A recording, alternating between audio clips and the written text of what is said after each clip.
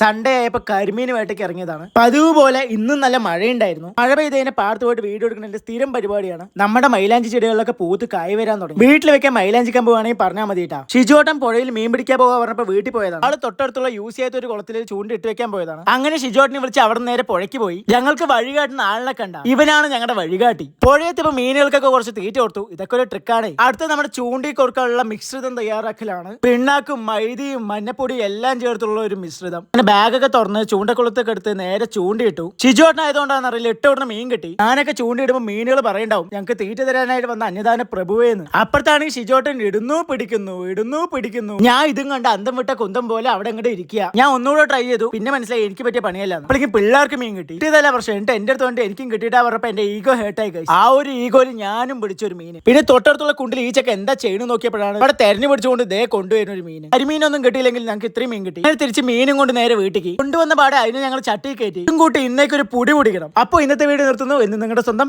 Raman.